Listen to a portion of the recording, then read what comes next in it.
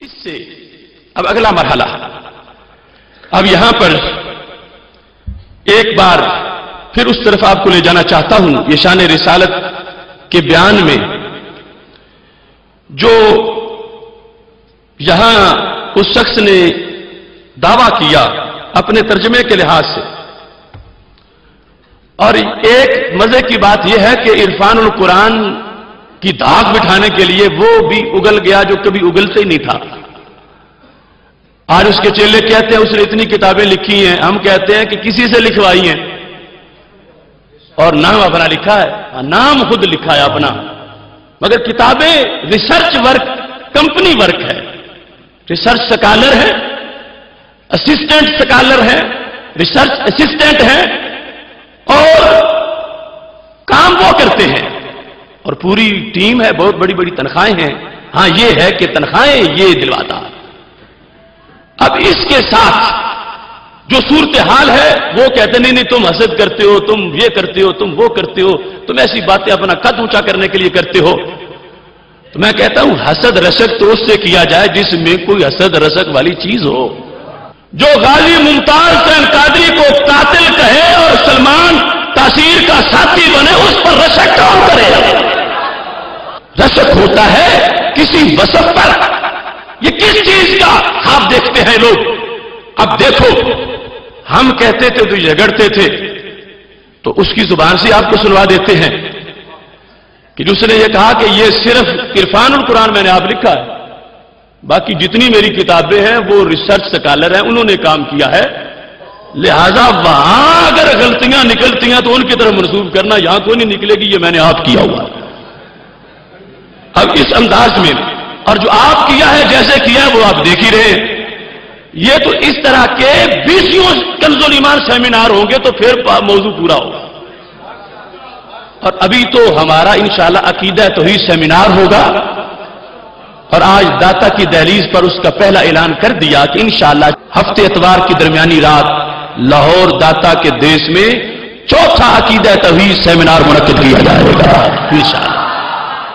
اب اس مقام پر یہ چیز جو میں نے آپ کو کہی، اس پر اسی کے لفظوں سے بات بتاتا ہوں۔ نمبر 1 سے اس چیز کو شروع کریں تاکہ لوگوں کو پتا چلے کہ کوئی کتنا کام کرتا ہے اور کتنا کسی سے کروا کے اپنے نام کرتا ہے۔ حدیث کا کام، دیگر کتابوں کا کام، باقی تحقیقی کتب کا، اس کام کا ہمارا جو طریقہ کار ہے وہ مختلف ہے۔ اس سارے کام کو میں ایک ٹیم ورک کے طور پہ مکمل کرتا ہوں۔ ٹیم ورک کے طور پہ پروجیکٹ ہم بچوں میں ریسرچ اسسٹنٹس ہیں، ریسرچ اسکالر ہیں، یہ ساری ریسرچ انسٹیٹیوٹ میں ان میں پروجیکٹ وائز تقسیم کیا ہوتا ہے۔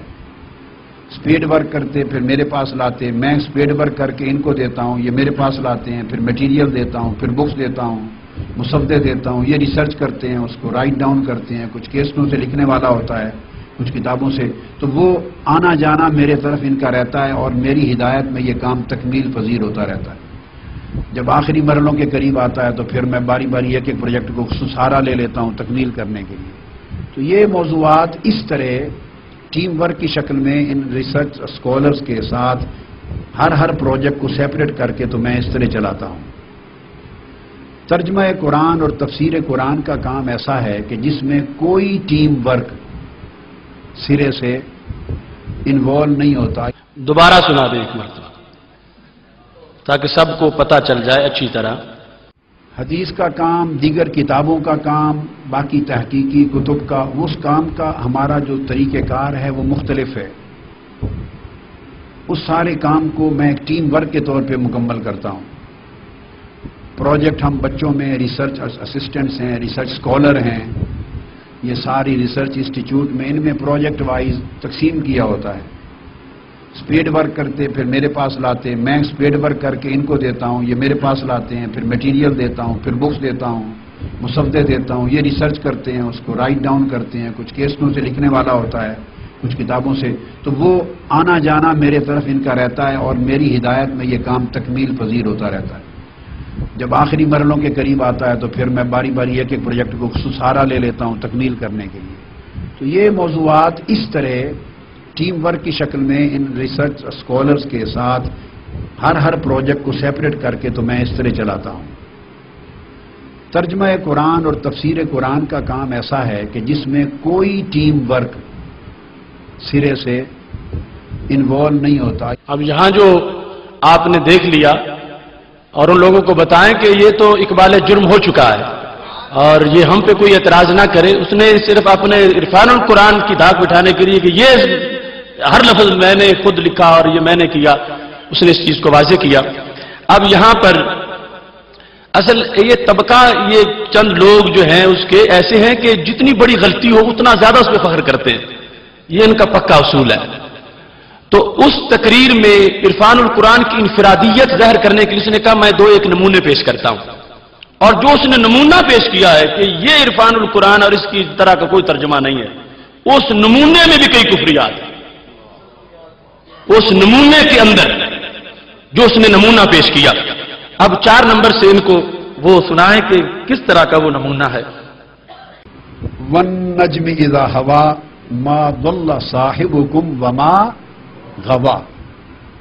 اردو کے تراجم دیکھے تو کوئی کر دے تمہارے رفیق، کوئی کر دے تمہارے ساتھی.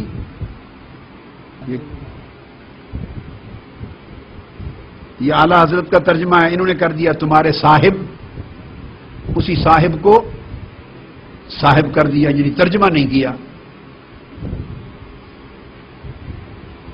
نہ بہکے نہ بے راہ چلے، تو کسی نے کر دیا تمہارے ساتھی،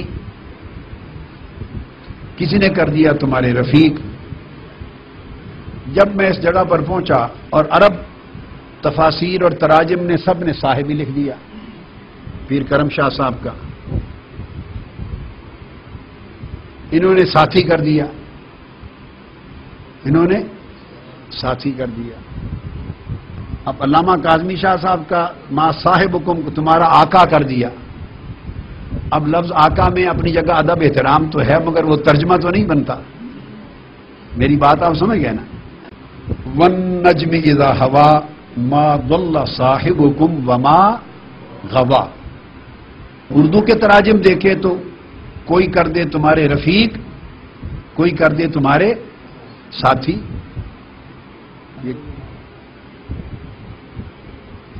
یہ اعلیٰ حضرت کا ترجمہ ہے. انہوں نے کر دیا تمہارے صاحب، اسی صاحب کو صاحب کر دیا، یعنی ترجمہ نہیں کیا.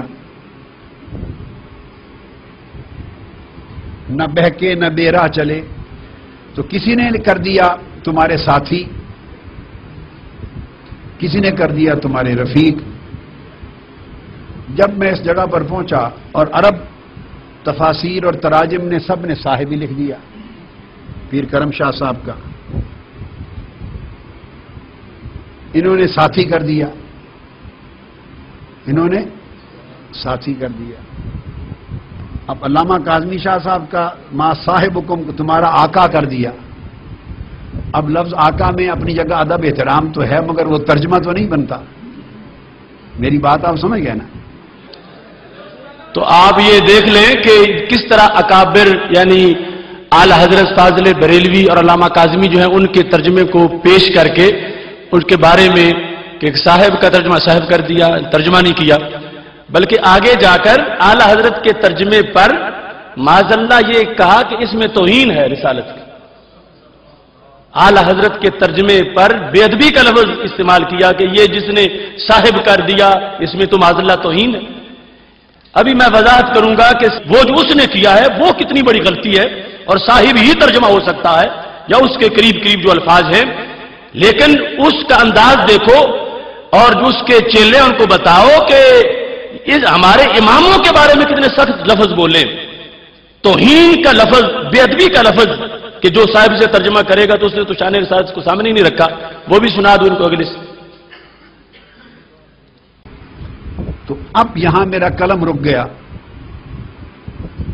اب صاحب اور رفیق اور ساتھی یہ ترجمہ کرنے کو تو میرا دل تیار نہیں کسی قیمت پہ کہ صحابہ کرام سے خطاب ہو اور اللہ ان سے کہے تمہارے ساتھی، تمہارے رفیق، تمہارے صاحب.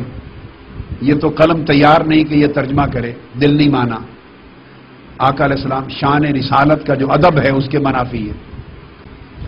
تو اب یہاں میرا قلم رک گیا. اب صاحب اور رفیق اور ساتھی یہ ترجمہ کرنے کو تو میرا دل تیار نہیں کسی قیمت پہ کہ صحابہ کرام سے خطاب ہو اور اللہ ان سے کہے تمہارے ساتھی، تمہارے رفیق، تمہارے صاحب. یہ تو قلم تیار نہیں کہ یہ ترجمہ کرے، دل نہیں مانا. آقا علیہ السلام شان رسالت کا جو ادب ہے اس کے منافی ہے. یہ دیکھو صاحب کا جو ترجمہ ہے اس کو معاذاللہ شان رسالت کے منافی کہا، اور صاحب کا ترجمہ صاحب کے ساتھ اعلیٰ حضرت نے کیا. اعلیٰ حضرت رحمۃ اللہ علیہ کے ترجمے کے لحاظ سے یہ بات کی کہ یہ شان رسالت کے منافی ہے، لیکن اس بھی ہوش کو یہ پتہ نہیں کہ صاحب کا لفظ تو اللہ نے بولا ہے، صاحب کا لفظ تو رب نے خود بولا ہے.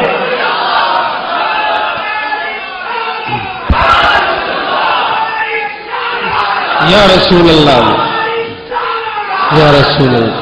نعرہ رسالت، نعرہ رسالت، فیض رضا، فیض رضا، فیض رضا، للکار ہے، للکار ہے.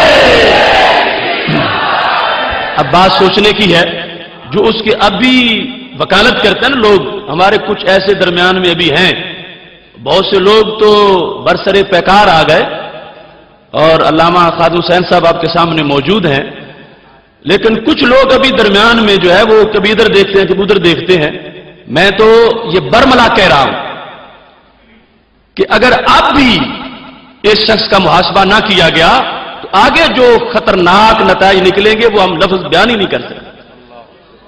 ہمارے اکابر نے تو بہت پہلے دیکھ لیا تھا، اور ہم تو اسی وقت سے یہ کہہ رہے ہیں. اور یہ ذاتی اختلاف نہیں، یہ نظریاتی اختلاف. اب جو میں نے آپ کے سامنے اب تک بیان کیا، بتاؤ اس میں نے اپنی ذات کے لحاظ سے کیا بیان کیا؟ ان میں کون سی چیز ہے جس سے کہا جائے کہ جلالی صاحب کا کوئی ذاتی مسئلہ ہے؟ حرمت رسول علیہ السلام کی بات ہے، ناموس رسالت کی بات ہے، تقدیس الوہیت کی بات ہے، قرآن کے قرآن ہونے کی بات ہے، دین کے دین اسلام ہونے کی بات ہے. تو اس میں ذاتی بات کیا؟ یہ سب نظریاتی بات ہے، اور اس سے ہم مواخذہ کریں گے، بڑا کوئی نہیں ہے. اور اگر کسی کو اس کی خیر خواہی ہے تو پکڑ کے لے آئے، اگر ہم بات کرنے نہ بیٹھے تو پھر شکوہ کرے. ہم تو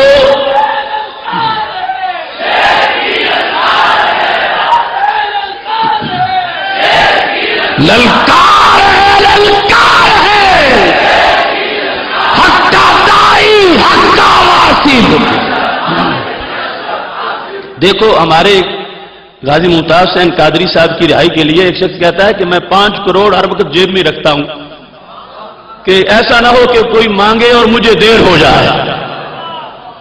تو ہم ساری دلیلیں ہر وقت ساتھ ہی رکھتے ہیں کہ جب بھی فون آئے تو ہم فوراً تیار ہیں، ہمیں انتظار ہے. قرآن سے، سنت سے، دلیل سے بات ہوگی. لیکن یہ جو درمیان میں لوگ ہیں وہ اپنے چپ کا روزہ توڑے تو صحیح، اس کو بلاتے کیوں نہیں؟ آخر امت کا مسئلہ ہے. اور یہاں کوئی اس کو کھا نہیں جاتا، اس کو پتا چلے کہ باہر بیٹھ کے دہشت گردی کے خلاف فتوے دینا اور ہوتا ہے اور بمبوں دھماکوں کے درمیان بیٹھنا اور ہوتا ہے. تو محتشم سامعین حضرات، اس نے ساری صفائی کر دی، وہ روئے زمین پر کوئی ترجمہ نہیں ہے. اور پھر بطور خاص اعلیٰ حضرت رحمۃ اللہ علیہ کا نام لے کے کہ جس ترجمے نے کروڑوں ایمان بچائے ہیں، صرف اس کو مسترد ہی نہیں کیا، ساتھ توہین رسالت کا لفظ بھی بول دیا کہ منافی آداب رسالت. اور اس کے بعد جو ترجمہ آپ کیا وہ میں تمہارے سامنے پیش کر رہا ہوں، اور اس کے بعد پھر اس میں تبصرہ ہوگا کہ صورتحال اس کی کیا ہوتی ہے. یہاں پر یہ ترجمہ ہے ما ضل صاحبکم وما غوا. ترجمہ دھیان سے سننا، تمہیں اپنی صحبت سے نوازنے والے، یہ صاحب کا ترجمہ، دھیان سے سننا، صاحب کا ترجمہ، تمہیں اپنی صحبت سے نوازنے والے، یعنی تمہیں اپنے فیض صحبت سے صحابی بنانے والے رسول صلی اللہ علیہ وسلم نہ کبھی راہ بھولے اور نہ کبھی راہ سے بھٹکے. جس پر اس نے قلم توڑ دیا وہ ترجمہ کیا ہے کہ تمہیں اپنی صحبت سے نوازنے والے. لیکن دیکھنا ہے یہ رب فرما کی نہیں رہا. صاحب و کم، کم کنہیں کہا گیا، کم कौन हैं, कौम किन्हें कहा जा रहा है।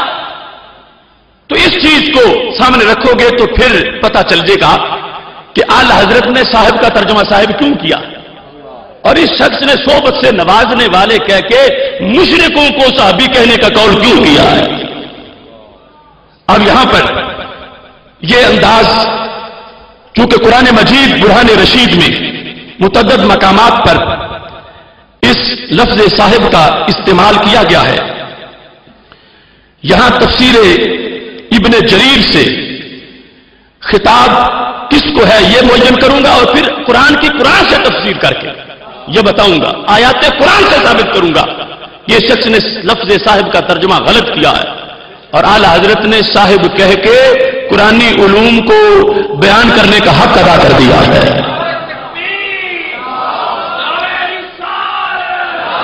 नारे रिसालत, नारे रिसालत। मा बल्ला साहिबुकुम, खिताब किसको है, आओ पूछ लेते हैं।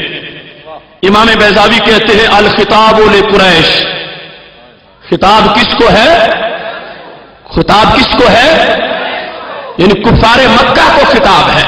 यह तफसीर बैजावी जिल्द नंबर 5 सफा नंबर 252, खिताब है कुरैश को।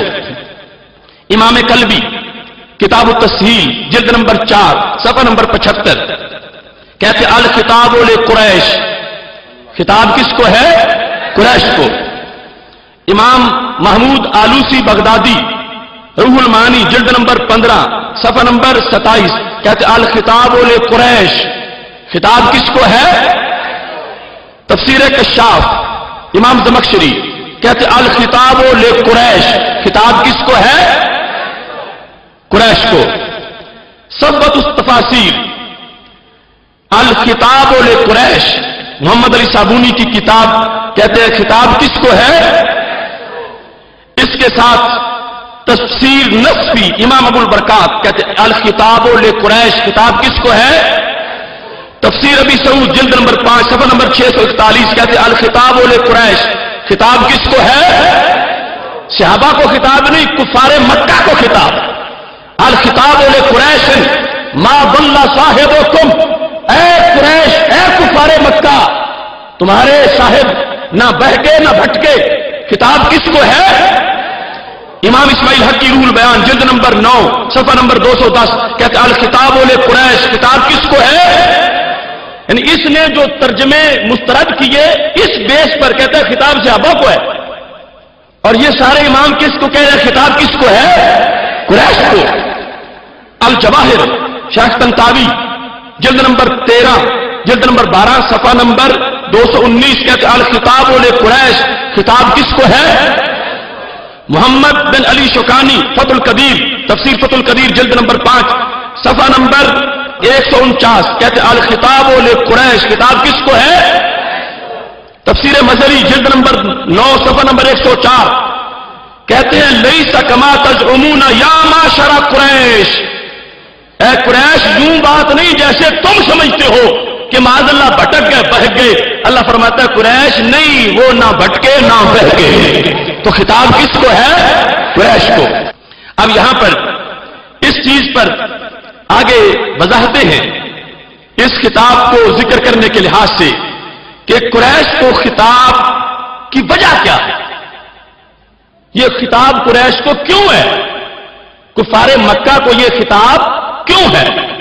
इसमें शेखजादा लिखते हैं, ये जो बैजावी की हाशिया है बैजावी का, उसमें इसकी तफसील जो है वो मौजूद है कि खिताब कुरैश को है, कुफारे मक्का को खिताब है, तो उनको खिताब करने की वजह क्या है। यहां पर इसकी वजाहत में ये हाशिया शेखजादा है, और इस तरह के शेख होते हैं। ये जिल्द नंबर 4 हाशिया शेखजादा, चूंकि इमाम बैजावी ने कहा था अल खिताब ले कुरैश, खिताब कुरैश को है, और साथ ये कहा था व नफा मा यंसुबून इलैहि, अल्लाह ने खिताब कुरैश को इसलिए किया कि वो माज़अल्लाह सरकार को कहते थे कि ये गुमराह हैं, ये भूले हुए हैं, ये भटके हुए हैं। तो अल्लाह ने फरमाया जो 40 साल तुम्हारे साथ रहे हैं तुम्हारे साहब ना भूले हैं ना भटके हैं। نفی کرنا چاہیے جس چیز کی نسبت کفار مکہ سرکار کی طرف کرتے تھے، اس چیز کی نفی کرنے کے لیے یہ لفظ بولے رب ذوالجلال نے۔ اب یہاں پر شیخ زیادہ لکھتے ہیں، کہتے ہیں کہ یہاں صورتحال یہ ہے، فاللہ تعالی تولا جواب ما قالوا له علیہ الصلوۃ والسلام، کہتے ہیں کہ پہلے انبیاء علیہ السلام پر اعتراض ہوتا تھا، وہ جواب خود دیتے تھے، اور ہمارے محبوب کی شان ہے کہ جواب خود رب ذوالجلال دیتا ہے۔ فاللہ تعالی تولا جواب ما قالوا له، جو قریش مکہ نے سرکار کو گالیاں دیں، معاذ اللہ نازیبا گفتگو کی، تو رب نے کہا جواب میں آپ دوں گا۔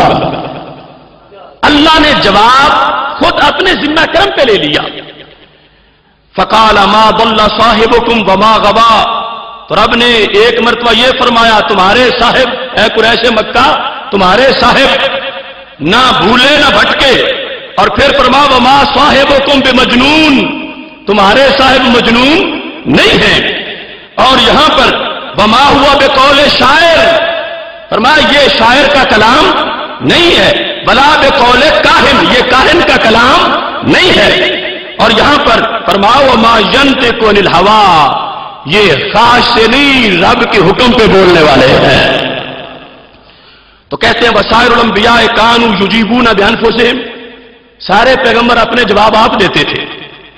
فإن قوم نوح لما قالوا له علیہ الصلوۃ والسلام انا لنراک فی ضلالہ، جب حضرت نوح علیہ السلام کو قوم نے کہا کہ ہم تجھے گمراہی میں دیکھتے ہیں معاذ اللہ، تو اجابہم، انہوں نے خود جواب دیا یا قوم لیس بی ضلالہ، کہ میں گمراہ نہیں ہوں۔ ایسے ہی سارے انبیاء کرام کا چند کا ذکر کر کے شیخ زادہ نے یہاں پر یہ کہا کہ اصل میں یہاں سرکار کی شان یوں ظاہر کی جا رہی ہے کہ کفار مکہ نے اعتراض کیا تھا، انہوں نے دلالت کی نسبت سرکار کی ذات کی طرف کی تھی، تو رب نے کہا محبوب تم چپ رہو، جواب میں آپ دیتا ہوں۔ تو یہاں جن کا رب صاحب کہہ رہا ہے وہ ہیں جو سرکار کا گستاخ ہے، وہ ہیں جو سرکار کو کہن کہنے والے ہیں، وہ ہیں جو سرکار کو معاذ اللہ دان کہنے والے ہیں، سرکار کو ہوا کا معاذ اللہ نسبت کرنے والے ہیں کہ خاص پہ چلتے ہیں۔ تو رب ذوالجلال نے فرمایا کہ میں جواب دیتا ہوں اے قریش مکہ، جن کا تم نے اٹھنا بیٹھا دیکھا ہے، یہ تمہارے صاحب جو ہیں، یہ گمراہی ان کی طرف منسوب نہ کرو، یہ تو ہدایت بانٹنے کے لیے آئے ہیں۔ اب یہ پہلے نمبر پہ اس چیز کی تھوڑی سی مزید وضاحت آپ کے سامنے پیش کر کے پھر بات کو آگے آیات کے لحاظ سے چلاتا ہوں۔ یہاں پر یہ تفسیر ابی سعود جو ہے، اس کے اندر انہوں نے اس بات پہ وضاحت کرتے ہوئے کہا والخطاب لقریش، خطاب کس کو ہے؟ قریش کو۔ وَإِرَادُ علیہ الصلوۃ والسلام بعنوان صاحبہ لہم، تو سرکار کو ان کا صاحب کیوں کہا ہے؟ یہاں باقاعدہ سوال اٹھا کے انہوں نے بتایا کہ خطاب قریش کو ہے، تو سرکار دو عالم صلی اللہ علیہ وسلم کو رب نے قریش کا صاحب کیوں کہا؟ صحابہ کی بات نہیں، قریش کی بات۔ تو صاحب کیوں کہا؟ کہتے ہیں للایذان بوقوفہم علی تفاصیل احوالہ الشریفہ، یہ بتانے کے لیے کہ او پاگلو تمہیں تو ان کی ساری زندگی کا پتہ ہے، یہ تو صاحب ہے تمہارے، کوئی باہر سے آ کے تو اعلان نبوت نہیں کر بیٹھے، یہ تو اسی ماحول میں پیدا ہوئے، یہی بچپن مقدس گزرا، یہی ابھرتی جوانی گزری، اور تم نے اب آ کے بک بک ان کے بارے میں شروع کر دی ہے۔ تو رب ذوالجلال نے اس لیے صاحب کہا بے وقوفہم علی تفاصیل احوالہ الشریفہ، کہ وہ آپ کے احوال شریفہ پہ واقف تھے، وَإِحَاطَتِهِمْ خَبْرًا بِبَرَأَتِهِ علیہ السلام بِغَایَةِ الْہُدیٰ، اور کہتے ہیں کہ وہ یہ بتانا چاہتے ہیں کہ رسول اللہ صلی اللہ علیہ وسلم نے جو زندگی مبارک گزاری ہے، کبھی گمراہی نہیں کی، کبھی خاص کی بات نہیں کی، اعلان نبوت سے پہلے بھی ہدایت بانٹتے رہے ہیں۔ تو رب ذوالجلال نے صاحب کا لفظ اس واسطے کہا کہ دعویٰ دلیل کے ساتھ بیان کیا کہ تم خود یہاں موجود ہو، ان کے ساتھ زندگی ساری ساتھ گزاری ہے، اور تم نے ان کو صادق بھی کہا، امین کہا، اب اعلان نبوت انہوں نے کیا تو تم نے بک بک کرنا شروع کر دی. تو رب ذوالجلال نے فرمایا ان کو دال مت کہو، یہ گمراہی پھیلانے والے نہیں، یہ ہدایت بانٹنے والے ہیں. اور یہاں فرما فَإِنَّ طُولَ صُحْبَتِهِمْ لَهُ علیہ الصلوۃ والسلام کہ وہ مشرکین مکہ جو بہت لمبی صحبت ان کو میسر ہوئی کہ اس ماحول میں رہے جہاں محبوب علیہ السلام تھے، وَمُشَاهَدَتَهُمْ لِمَحَاسِنِ شُؤُونِهِ الْعَظِیمَةِ، اور ان کو پتا تھا، مشاہدہ تھا کہ ان کے کتنے اچھے اوصاف ہیں. مقتضیۃ لذالک، یہ تقاضا کر رہی تھی کہ انہیں بتایا جائے کہ کوئی اجنبی دعویٰ نہیں کر رہا، یہ جن کو تم جانتے ہو وہی رب کے ایک ہونے کا دعویٰ کر رہے ہیں. اب ہمارے اکابر نے تو وجوہات بیان کی کہ قریش کا صاحب سرکار کو کیوں کہا گیا، خطاب قریش کو ہے. اور اس کا ترجمہ پڑھو تو اب ترجمے سے ابو جہل، عتبہ، شیبہ اور اس طرح کے جو منحوس بدبخت ہیں، کیا ان کو سرکار صحبت سے نواز کے شرف صحابیت دے رہے؟ میرا قلم رک گیا اور مجھے یہ ہو گیا اور میں نے کہا کہ صحابی صحبت سے بنا ہے اور صاحب بھی صحبت سے بنا ہے، تو اے تمہیں اپنی صحبت سے نواز کے صحابی بنانے والے. تو کیا قریش مکہ جنہوں نے محبوب پر اعتراض کیا تھا، دلال، کاہن اور نجومی ہونے کی باتیں کی تھی، معاذ اللہ وہ شرف صحبت پا کے صحابی بنے ہوئے تھے؟ رب تو ان کی مسلط کر رہا ہے اور خالق کائنات جل جلالہ ان کی اس ادا پر ان کو تبلیغ کر رہا ہے. اور یہ کہتا ہے خطاب صحابہ کرام کو ہے، اور پھر صاحب کا معنی یہ کرنا چاہیے. اعلیٰ حضرت نے سوچا، سارے قرآن کو سامنے رکھا، دیکھا بریلی شریف میں اور منظر گنبد خضرا کا سامنے تھا، اور یہ بتا دیا کہ میں صاحب کا ترجمہ صاحب سے کروں گا تاکہ پتا چلے کہ رب ذوالجلال کن حکمتوں کے پیش نظر صاحب فرما رہا ہے.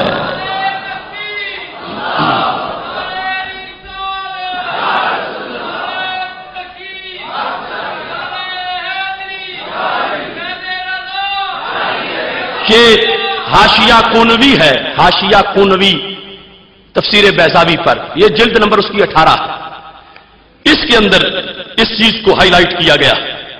انہوں نے کہا والخطاب لقریش والمراد نفی ما ينسبون الیہ، یہ متن ہے کس کا؟ بیضاوی کا.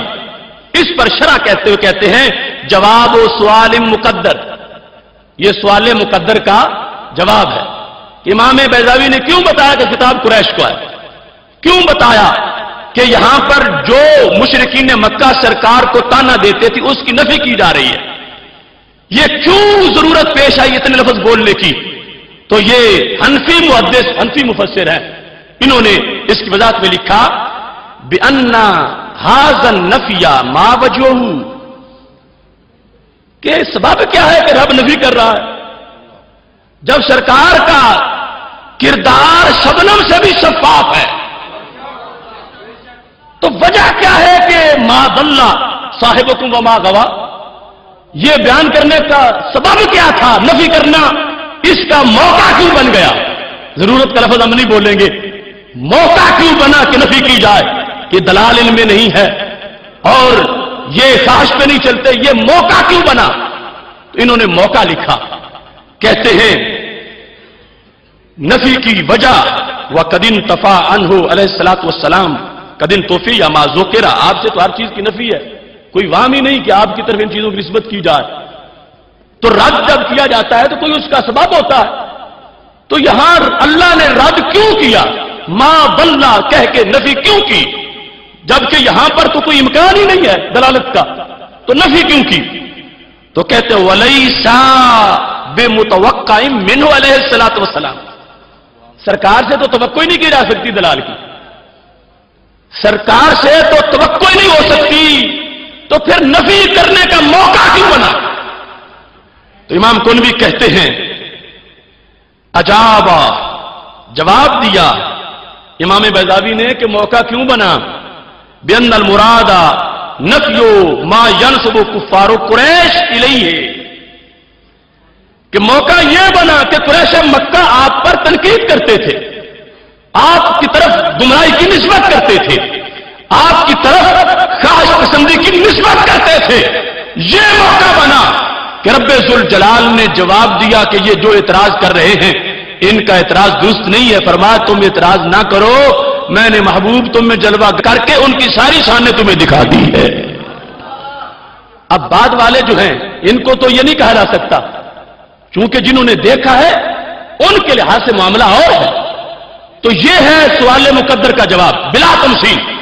آج اس وقت کوئی شخص، آج کا حکمران، کوئی وزیر اعظم، صدر یہ بیان دیتا ہے کہ ہم نے امریکہ سے سودا بازی نہیں کی، ہم نے خفیہ راز نہیں پہنچائے، تو یہ کیوں نوبت آئی؟ بلا تمثیل کہہ رہا ہوں کہ کسی نے اعتراض کیا ہے تو پھر یہ جواب دیا گیا ہے. اگرچہ یہ جہاں تو جھوٹ کا تسلسل ہے، اسے کلام الہی سے کوئی نسبت نہیں ہے، لیکن رب نے کیوں کہا کہ یہاں دلال نہیں؟ اس لیے کہ کفار مکہ معاذ اللہ اعتراض کر رہے تھے. تو رب ذوالجلال نے فرمایا بدبختو ہوش کرو، اتنی عمر محبوب نے تمہارے بیچ ہی گزاری ہے اور تمہیں پتا ہے اٹھنا بیٹھنا سب کچھ تمہارے سامنے ہے. تو یہ سبب تھا کہ خالق کائنات جل جلالہ نے نبیکم نہیں کہا، اس مقام پر صاحب تم کہا کہ تمہارے صاحب، تاکہ پتا چلے کہ غلطی تمہاری اپنی ہے کہ تم نے سب کچھ دیکھ کے پھر جان بوجھ کے تم ایسے بنے ہوئے ہو کہ تم کبھی مجنون کہہ دیتے ہو، معاذ اللہ کبھی کاہن کہہ دیتے ہو. تو فرمایا یہ جائز نہیں. رب ذوالجلال نفی کر کے اپنے محبوب کی شان کو اجاگر کر دیا ہے. یہاں اس مقام کو آگے بڑھاتے ہوئے میں اس چیز کی تھوڑی سی وضاحت کرتے ہوئے یہ بتانا چاہتا ہوں کہ یہ جو آیت ہے اس کے علاوہ دیگر مقامات بھی ہمارے پاس موجود ہیں. مواہب لدنیا جلد نمبر 3 صفحہ نمبر 198 امام قسطلانی کیا کہتے ہیں؟ توجہ سے سننا. کہتے ہیں تأمل کیف قال تعالی ما ضل صاحبکم وما غوا ولم یقل ما ضل محمد صلی اللہ علیہ وسلم. امام قسطلانی مواہب لدنیا میں کہ رب نے ما ضل محمد نہیں کہا صلی اللہ علیہ وسلم، نام شریف نہیں لیا، صاحب کہا ما ضل صاحبکم ولم یقل ما ضل محمد صلی اللہ علیہ وسلم. کیوں؟ تاکید لإقامت الحجت علیہم، رب ان پر دلیل قائم کرنا چاہتا تھا، قریش مکہ پر حجت قائم کرنا چاہتا تھا کہ لفظ وہ بولوں جس میں دعوے کے ساتھ دلیل بھی ہو. کیوں؟ لإقامت الحجت علیہم بأنہ صاحبہم وہم عالم الخلق بہ، کہ جو وہاں مکہ شریف میں رہتے ہیں وہ پنجاب والوں سے تو زیادہ جانتے ہیں. اس ماحول میں جو اس وقت جو پنجابی تھے ان کے مقابلے میں جو مکہ شریف میں پاس رہ رہے تھے وہ زیادہ جاننے والے تھے. تو اس انداز پر خلق کو بھی جانتے ہیں، خلق کو بھی جانتے ہیں. وَبِحَالِهِ بِهِ وَبِحَالِهِ، سرکار کی ذات کو، سرکار کے حال کو، وَأَقْوَالِهِ محبوب کے اقوال کو، وَأَعْمَالِهِ آپ کے اعمال کو، سب کچھ جانتے ہیں. وَأَنَّهُمْ لَا يَعْرِفُونَهُ بِكِذْبٍ وَلَا غَيٍّ، انہیں پتہ ہے یہ جھوٹ نہیں بولتے، انہیں پتہ ہے یہ دھوکہ نہیں دیتے. وَلَا ضَلَالٍ وَلَا يَنْقِمُونَ عَلَيْهِ أَمْرًا وَاحِدًا قَطُّ وَقَدْ نَبَّهَ تَعَالَى عَلَى هَذَا الْمَعْنَى بِقَوْلِهِ أَمْ لَمْ يَعْرِفُوا رَسُولَهُمْ. تو یہ پوری تقریر کر کے مواہب دنیا میں امام قسطلانی نے یہ واضح کیا کہ رب ذوالجلال نے یہ نہیں کہا کہ ما ضل محمد، حضرت محمد صلی اللہ علیہ وسلم گمراہ نہیں ہوئے، ان کی طرف گمراہی کی نسبت مت کرو. یہ کہا تمہارے صاحب ان کی طرف نسبت مت کرو. اس لیے صاحب بولا کہ تمہیں سارے احوال کا پتہ ہے، اس کے باوجود تم بدبخت بنے ہوئے ہو اور بک بک کرتے ہو میرے محبوب کے خلاف. تم یہ باتیں مت کر دو، وہاں گمراہی آنے کا کوئی امکان نہیں ہے. اب کتنی وضاحت ہے کہ خطاب کس کو ہے؟ قریش کو. خطاب ہے کفار کو، اور ان کفار کو یہ کہنا کہ تمہیں اپنی صحبت سے صحابی بنانے والے، کیا مشرک بھی صحابی ہو سکتا؟ تو یہ مانا کرنا کتنی بڑی بدبختی، جہالت اور کتنی بڑی زیادتی ہے. اور اس پہ الٹا وہ فخر کر نعرے چور نعرے چتر، یعنی وہ اتنا بڑا جرم بھی کیا ہے اور ساتھ یہ نمونہ پیش کر رہے ہیں کہ عرفان القرآن جیسا کوئی ترجمہ نہیں ہے. کیسا ترجمہ ہے جس نے مشرکوں کو صحابی کہہ دیا؟ کیسا ترجمہ ہے جس نے قریش کے کفار کو صحابی کہہ دیا ہے اور شرف صحبت سے نواز کے صحابی بنانے والے یہ کہہ دیا ہے. اس واسطے اب جس وقت اس نے یہ تقریر کی تو سامنے جو مجمع بیٹھا تھا واہ واہ کر کے داد دے رہے تھے. اب ان لوگوں کو کیا پتا ہے کیا کہہ رہا, اور اس میں وہ اس نقطے پہ پہنچ گیا کہ ہمارے شیخ نے وہ کچھ بیان کر دیا جو آج تک یہ نے بیان ہی نہیں کیا تھا, اور اب جو سودا ہمارا کر دے جیسے کر دے. یہاں تک میں نے لوگوں کی باتیں سنی. ایک شخص نے مجھے کہا اس کے جو کارکن ہے وہ تو کہتے ہیں ہمارا قائد ہمیں کہے کفر کرو تو ہم کفر کر جائیں گے. تو کیا ضمیر ہے ان لوگوں کا, کیا خمیر ہے, اور کتنی بدبختی اور جہالت ہے کہ سب کچھ اسے سمجھ لیا اور وہ جیسے جس منڈی میں میلہ مویشیوں میں لے جا ادھر چلے جا. اس بنیاد پر آج یہ فیصلہ کن تاریخ کا موڑ ہے. اہل سنت ہماری تاریخ داغدار ہو رہی ہے. کل کا مورخ ہمیں نہیں معاف کرے گا اگر آج ہم نے اس کو معاف کر دیا. اگر آج ہم نے اس کا محاسبہ نہ کیا تو کل یہ اہل سنت پر الزام آئے گا کہ غازی ممتاز حسین قادری جو ملت کا ہیرو تھا تو سنیوں نے معذرت اس کو قاتل قرار دیا. یہ کل ہماری تاریخ بدلے گی, ہماری تاریخ کو معذرت مسخ کیا جائے گا. کل ہمارے ذمہ یہ لگے گا کہ یہ اہل سنت ہے جو یہود و نصارہ کو مومن سمجھتے ہیں. اس واسطے ہم یہ جگر پگھلا رہے ہیں کہ ریکارڈ والوں ریکارڈ صحیح رکھو. اہل سنت ممتاز قادری کو ہیرو مانتے ہیں. اہل سنت اہل کتاب یہود و نصارہ جو آج کے ان کو ڈبل کافر مانتے ہیں.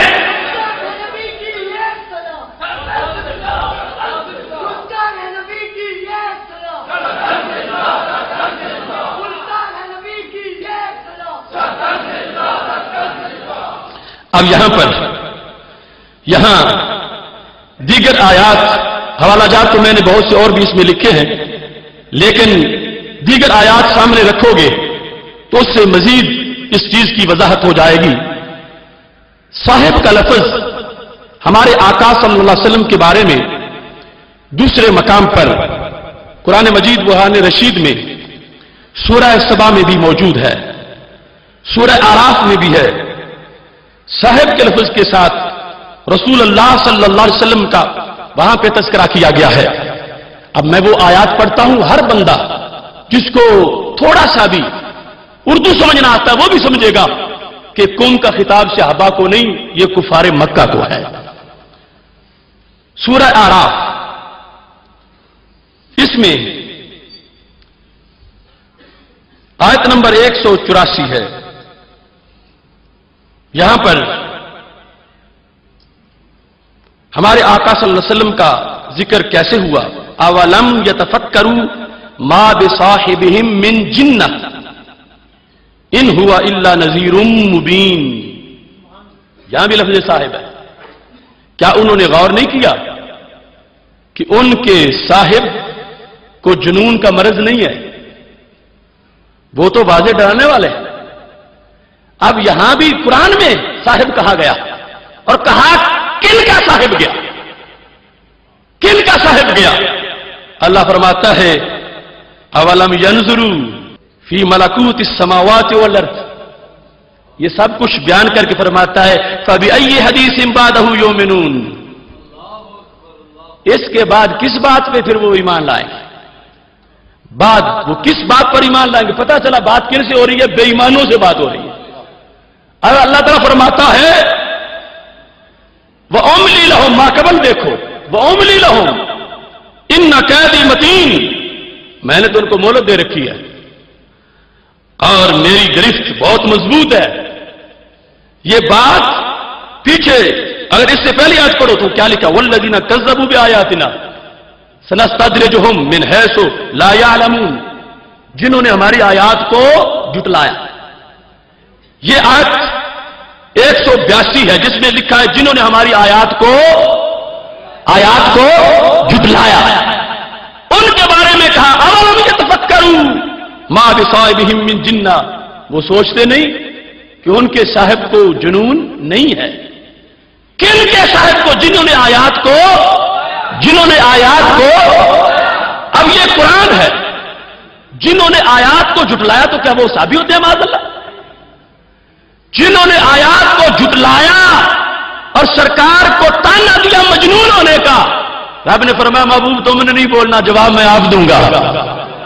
और फरमाया मा बिसाहिबिहिम मिन जिन्ना, महबूब जो तुम्हारे साहिब हैं मुशरिकीन मक्का, जिनको तुम जानते हो, हरगिज उनकी तरफ जुनून की निस्बत ना करो। अब कुरान ने वाज़ेह किया कि साहिब से मुराद कौन है? मा बिसाहिबिहिम, हिम जो साहिब किन के? मुशरिकीन के, उन कुफ्फार के, उनका साहिब कहा गया इस बुनियाद पर जो वजूहात पहले बयान की गई हैं। अब वो जो हिम है उनका पहले जिक्र है कि वो कौन है जिन्होंने आयात को जुटलाया, वो कौन है जिनके बारे में अल्लाह फरमाता है अब कब ईमान लाएंगे, ये किस चीज के बाद ईमान लाएंगे। तो ये पता चला जो साहिब कुम है, मादल्ला साहिब कुम, और यहां पर है कि मा बे साहिब हिमिन जिन्ना, ये जो इजाफत है साहिब की वो सहाबा की तरफ नहीं है, बल्कि वो बेईमानों की तरफ है, काफिरों की तरफ है, मुशरिकों की तरफ है। अब तुम देख लो कि तर्जमे की सूरत हाल फिर क्या बनती है कि जिस वक्त ये वाज़ेह तौर पर सूरह सबा में देखो आयत नंबर 46 है, अल्लाह ताला फरमाता है कुल इन्नमा आइज़ुकुम बिवाहिदा, महबूब ये फरमा दो कि लोगों मैं तुम्हें तौहीद का सबक सिखा रहा हूं, एक मानो रब को, एक मानो। अन तकूमु लिल्लाह मसना व फुरादा सुम्मा ततफक्करू मा बिसाहिबिकुम मिन जिन्ना, तुम्हारे साहिब को कोई जुनून नहीं है। अब ये किन को, जिनको सरकार तौहीद की दावत दे रहे हैं कि रब को एक मान जाओ, वो मुशरिकीन मक्का, वो कुरैश मक्का। कुरान मजीद, कुरान रशीद ये बता रहा है कि रसूल अल्लाह सल्लल्लाहु अलैहि वसल्लम ने उनको खिताब किया और रब्बे जुल जलाल ने साहिब की निस्बत इजाफत कुम हो या हिम हो वो उनके लिहाज से की है कि जो कुरैश मक्का हैं उन्हें एहसास दिलाया जा रहा है कुफारे मक्का को कि सब कुछ जानबूझ के भी फिर तुम ऐसी बातें करते हो, तुम्हें ऐसी बातें नहीं करनी चाहिए। तो ये अंदाज है कुरान का। अब कुरान की बात सामने रखे या इसकी बात सामने रखे, इसने जो तर्जमा किया उसके लिहाज से कई गलतियां और कई फतूर जो हैं वो सामने लाते हैं, जिसकी वजह से हमें ये वाज़ेह तौर पर कहना पड़ेगा। इमाम इब्ने जरीर ने तफसीर इब्ने जरीर के अंदर जिल्द नंबर 12 सफा नंबर 126 पे कहा, ये जो है ना कुल इन्नमा आइज़ुकुम बिवाहिदा, इसकी तफसीर को बयान करते हुए क्या कहा? वो कहते हैं कुल या मुहम्मदो लिहाउलाइल मुशरिकीन, ऐ मोहम्मद सल्लल्लाहु अलैहि वसल्लम इन मुशरिकों को कह दो, इन मुशरिकों को कह दो कि तुम्हारे साहिब को कोई जुनून नहीं है। तो इस बुनियाद पर वो गलती मामूली गलती नहीं है कि जिसमें वो कहता है कि काज़मी साहब ने आका से तर्जमा कर दिया, आला हजरत ने साहिब से तर्जमा नहीं किया, बस साहिब ही कह दिया। तो इसलिए साहिब कहा कि साहिब में हिकमतें मौजूद थी, और इसने जो तर्जमा किया उसके लिहाज से कितनी ज्यादा गड़बड़ इस मफहूम में वाक़ई हो रही है, और कितने नाहंजार जो हैं उनको माज़अल्लाह ये मानना पड़ेगा कि वो शर्फ सोबत से नवाजे गए और उनको माज़अल्लाह सहाबी करार दे दिया गया। और तुम्हें अपनी सोबत से नवाज कर सहाबी बनाने वाले, और ये मजे की बात यह है कि उसको यह भी होश नहीं आया, चलो यहां जो है इस मकाम पर जो कलम रुक गया था तो बाकी पे तो चल जाता, यानी बाकी जो है जहां वाज़ेह जिक्र है मुशरिकीन का, पहले काफिरों का जिक्र है और फिर उनका साहिब कहा गया, तो वहां भी यही लिखा है कि तुम्हें शर्फ सोबत से नवाजने वाले। हर मकाम पर इस अंदाज में तर्जमा किया गया, और वो सारे तराजुम की तफसील जो है मैंने इकट्ठी की है, जिसके अंदर ये तर्जमा मिसाल के तौर पर जो आराफ है, क्या उन्होंने गौर नहीं किया कि उन्हें अपनी सोबत के शरफ से नवाजने वाले को जुनून से कोई इलाका नहीं, सोबत के शरफ से नवाजने वाले। और फिर जिस मकाम पर सबा के अंदर है वहां भी कहा कि तुम्हें शर्फ सोबत से नवाजने वाले हरगिज जुनून ज़दा नहीं है। तो इस तरह करके यानी इतनी गलतियां, और इसको कमाल बना के पेश किया कि वो सारे इसका तर्जमा कर ही नहीं सके। अरबों ने तो साहिबी कर दिया, उर्दू वालों ने भी साहिबी कर दिया, तो मैं कलम लेके बैठ गया और फिर मेरे ज़हन में इल्का हो गया, और इल्का वो हुआ कि जो ना होता तो कितना अच्छा था कि आयात की खिलाफ वर्जी हो रही है, आयात के मफहूम को माज़अल्लाह मसख करने की कोशिश हो रही है। अब इससे आगे पूरी बहस उसकी है कि जिसमें रसूल अल्लाह सल्लल्लाहु अलैहि वसल्लम की हदीस के खिलाफ तर्जमा किया, इब्ने मसूद की तफसीर के खिलाफ तर्जमा किया। पूरी उम्मत के जो अकाबिर हैं, अल्लाह का फजल है, मैंने उस मकाम पर अपने इमाम के तर्जमे की हिमायत में 70 हवाले पेश किए हैं और अब 70 यहां पेश करूंगा तो शायद सुबह हो जाए। उस इमाम की शान के लिए इमरान रजा साहब आपको तरन्नुम में जरा बरेली शरीफ ले चलते हैं और इसके साथ फिर अगला मरहला जो है वो शुरू हो जाए।